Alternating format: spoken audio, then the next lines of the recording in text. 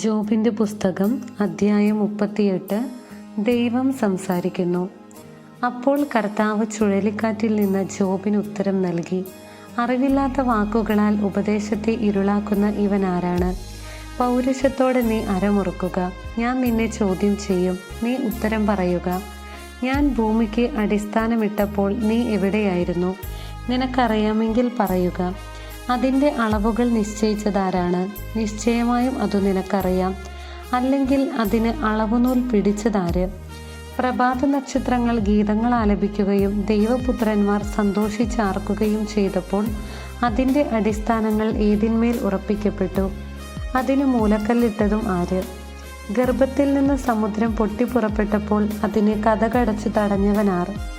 അന്ന് ഞാൻ മേഘങ്ങളെ അതിന് ഉടുപ്പും കൂരിരുട്ടിനെ അതിന് ഉടയാടയുമാക്കി. ഞാൻ അതിന് അതിർത്തികൾ നിശ്ചയിച്ച് കതകുകളും ഓടാമ്പലുകളും ഉണ്ടാക്കി.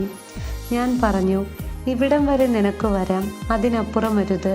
ഇവിടെ നിന്റെ ഉദ്ധതമായ തിരമാലകൾ നിൽക്കണം. ജീവിതം തുടങ്ങിയതിനു ശേഷം എന്നെങ്കിലും നീ പ്രഭാതത്തിനു കൽപ്പന കൊടുക്കുകയും സൂര്യോദയത്തിന് സ്ഥാനം നിർണയിക്കുകയും ചെയ്തിട്ടുണ്ടോ?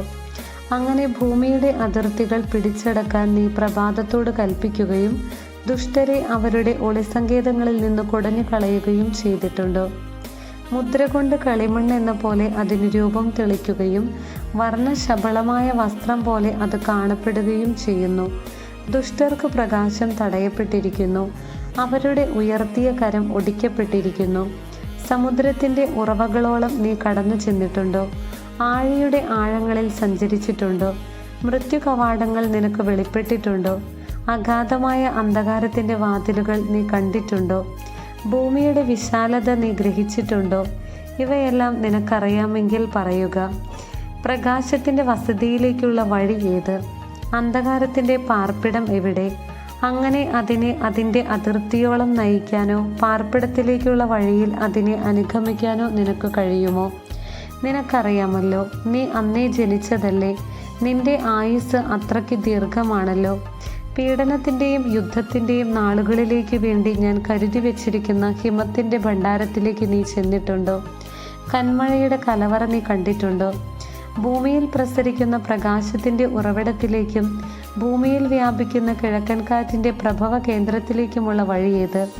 വിജനമായ മരുഭൂമിയിൽ മഴ പെയ്യിച്ച് ഉണങ്ങി വരണ്ട ഭൂമിയുടെ ദാഹം ശമിപ്പിച്ച് അവിടെ പുല്ല് മുളപ്പിക്കുന്നതിന് മഴയുടെ ചാലുകൾ കീറിയതും ഇടിമിന്നലിൻ്റെ പാത ഒരുക്കിയതുമാര്? മഴയ്ക്കൊരു ജനയിതാവുണ്ടോ? മഞ്ഞുതുള്ളികളെ ജനിപ്പിച്ചതാര്? ആരുടെ ഉദരത്തിൽ നിന്ന് മഞ്ഞുകട്ട പുറപ്പെടുന്നു? ആകാശത്തിലെ നീഹാരത്തെ ആര് പ്രസവിക്കുന്നു? ജലം പാറ പോലെ ഉറച്ചു പോകുന്നു, ആഴിയുടെ മുഖം കട്ടിയാകുന്നു. കാർത്തികയുടെ ചെങ്ങല നിനക്ക് ബന്ധിക്കാമോ? മകയിരത്തിൻ്റെ ബന്ധനങ്ങൾ നിനക്കഴിക്കാമോ? നിനക്ക് രാശിചക്രത്തെ യഥാകാലം നയിക്കാമോ? സപ്തർഷി രാശിയെയും മക്കളെയും നിനക്ക് നയിക്കാമോ? ആകാശത്തെ നിയന്ത്രിക്കുന്ന ചട്ടങ്ങൾ നിനക്കറിയാമോ? നിനക്കത് ഭൂമിയിൽ പ്രയോഗിക്കാമോ? നീ വെള്ളത്തിൽ കുതിരുന്നതുവരെ മഴ പെയ്യാൻ നിനക്ക് മേഘങ്ങളോട് ആജ്ഞാപിക്കാമോ? ഇതാ ഞങ്ങൾ എന്ന് പറഞ്ഞ് പുറപ്പെടാൻ തക്കവണ്ണം മിന്നലുകളോട് നിനക്ക് കൽപ്പിക്കാമോ?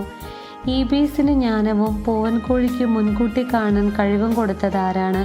പൊടി കട്ട പിടിക്കാനും കട്ട ഒന്നോടൊന്ന് പറ്റിച്ചേരാനും ഇടയാകുമാറ് ആകാശത്തിലെ ജലസംഭരണികളെ ചിരിക്കാൻ ആർക്കു കഴിയും? ജ്ഞാനത്താൽ മേഘങ്ങളെ എണ്ണാൻ ആർക്കു കഴിയും? സിംഹങ്ങൾ ഗുഹകളിൽ പതുങ്ങിക്കിടക്കുമ്പോഴും ഗഹ്വരങ്ങളിൽ പതിയിരിക്കുമ്പോഴും നീ അതിന് ഇരയെ വേട്ടയാടി കൊടുക്കുമോ? സിംഹക്കുട്ടികളുടെ വിശപ്പടക്കുമോ? കുഞ്ഞുങ്ങൾ തീറ്റ കിട്ടാതെ ദൈവത്തോട് നിലവിളിക്കുമ്പോൾ തീറ്റയ്ക്ക് വേണ്ടി പറന്നലയുന്ന കാക്കയ്ക്ക് തീറ്റ എത്തിച്ചു കൊടുക്കുന്നത് ആര്? അധ്യായം 39. കാട്ടാടുകളുടെ പ്രസവകാലം നിനക്കറിയാമോ? മാൻപേടകളുടെ ഈറ്റുനോവ് നീ കണ്ടിട്ടുണ്ടോ? അവയുടെ ഗർഭകാലം നിനക്ക് കണക്ക് കൂട്ടാമോ? അവ പ്രസവിക്കുന്ന സമയം നിനക്കറിയാമോ? എപ്പോൾ അവ കുനിഞ്ഞു കുഞ്ഞുങ്ങളെ പ്രസവിക്കുകയും അവയുടെ നോവ് നിലയ്ക്കുകയും ചെയ്യുന്നു? അവയുടെ കുഞ്ഞുങ്ങൾ ബലപ്പെട്ട് വിജനസ്ഥലത്ത് വളരുന്നു. അവ പിരിഞ്ഞു പോകുന്നു, മടങ്ങി വരുന്നില്ല. കാട്ടുകഴുതയെ അഴിച്ചുവിട്ടതാര്? അതിന് സ്വാതന്ത്ര്യം നൽകിയതാര്?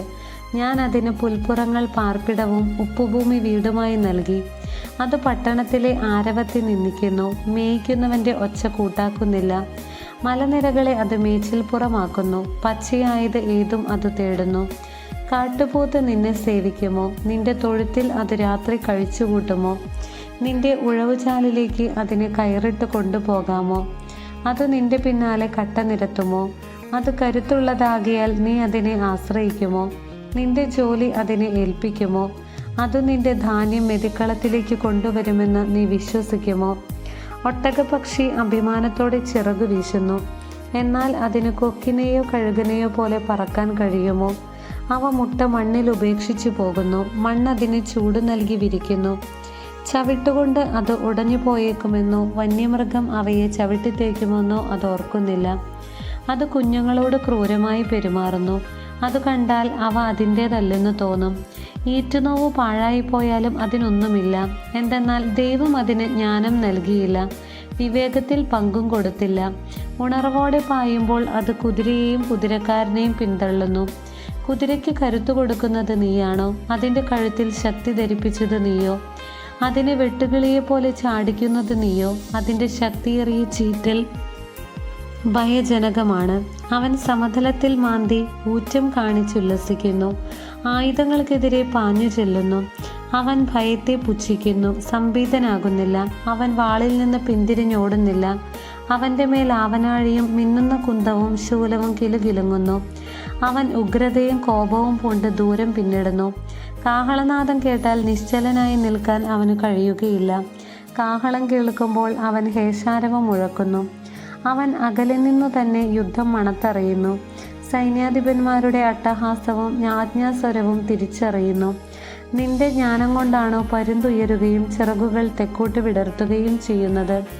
നിന്റെ കൽപ്പനയാലാണോ കഴുകൻ പറന്നുയരുകയും ഉയരത്തിൽ കൂടുകൂട്ടുകയും ചെയ്യുന്നത്? അത് പാറപ്പുറത്ത് ആർക്കും കയറാൻ പറ്റാത്ത പാറക്കൂട്ടങ്ങളുടെ തുഞ്ചത്ത് പാർക്കുന്നു. അവിടെ നിന്ന് അത് ഇര തിരയുന്നു. അതിൻ്റെ കണ്ണ് ദൂരെ നിന്ന് ഇരയെ കാണുന്നു. അതിൻ്റെ കുഞ്ഞുങ്ങൾ രക്തം വലിച്ചു കുടിക്കുന്നു. ശവമുള്ളിടത്ത് അവനുമുണ്ട്. ദൈവമായ കർത്താവിന് സ്തുതി.